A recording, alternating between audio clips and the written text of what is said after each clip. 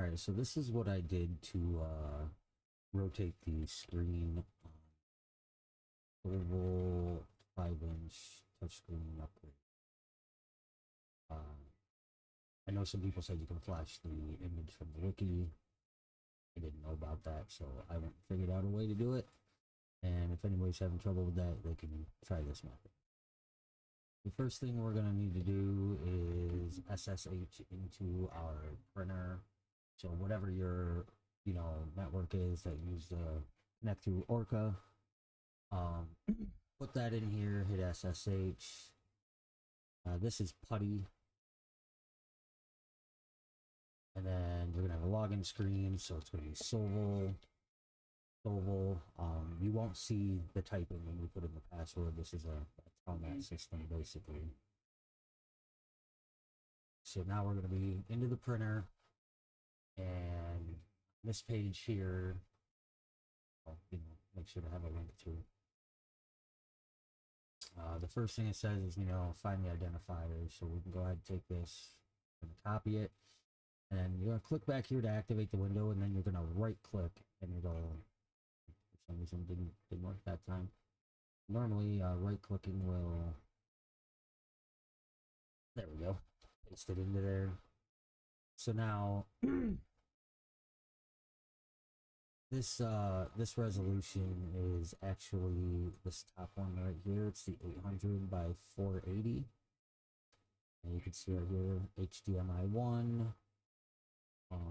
So it says you have a maximum of this, but when I set it to like, up here into 1080 and 1440 and stuff, I wasn't getting anything.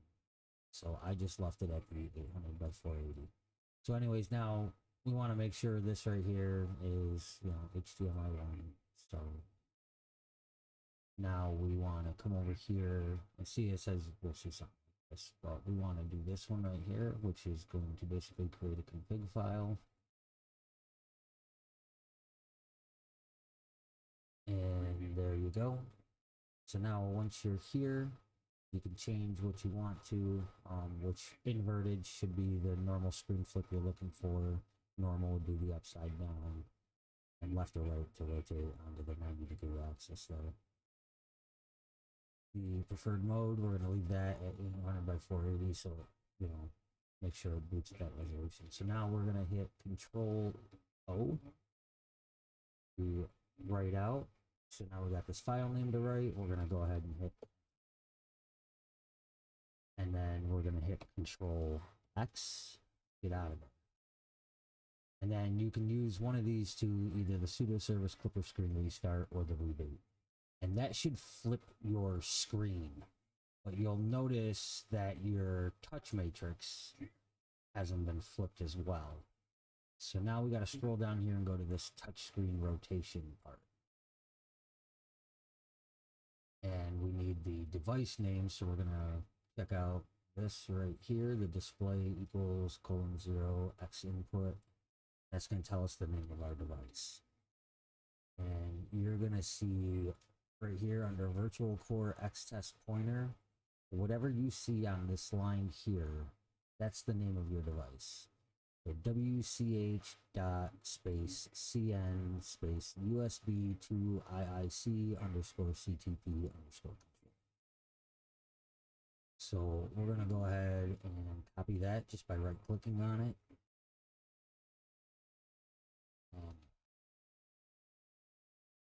Check.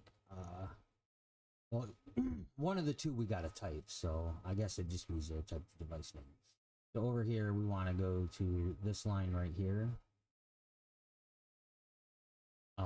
So as you can see, they didn't actually put in some of the variables like device name, which is what we'd have to put in, and matrix.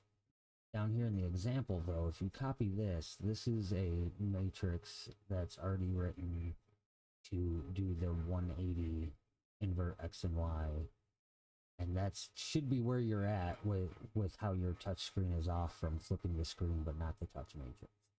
We're actually going to paste that in there, and then we're going to put our cursor. Sorry, we can't use the cursor. I keep forgetting that. We actually have to use the keyboard, and we're just going to go back, all the way back right here and just delete all this. And then you're going to do WCH. Well, if this is the same device name for you,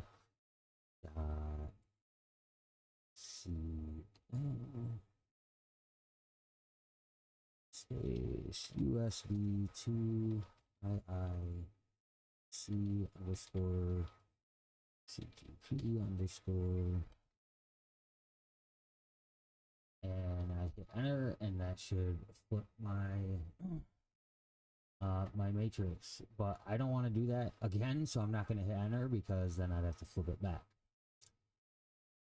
So now we're almost done. Now we want to make this permanent. So we're going to go to this link right here, the Save Touch Calibration.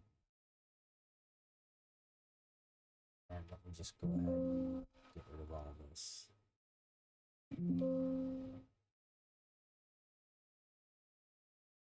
Remember, you want to hit enter instead of deleting it so you actually put this in. But then we're going to go through and we want to just follow this example right here. If this one doesn't work, then, you know, go ahead and try this one. It will download some stuff if you need it. I was able to do it with this one here. We're just going to, first we're going to create the touchscreen rules. We're going to copy and paste that in like we did earlier.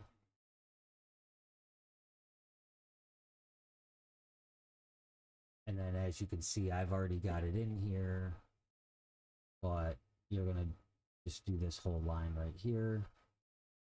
Oh, actually, it looks like I ended up going to the lib input one anyways because, wait, no, it's this line right here we're looking at. So, yeah, I did the top one. It worked for me. I think if I stretch this, I can, yeah, see the rest of it there. So, and then it's going to save that setting so that it boots up every single time. You know, it's going to say, are there any rules I need to follow? Oh, yes, these ones.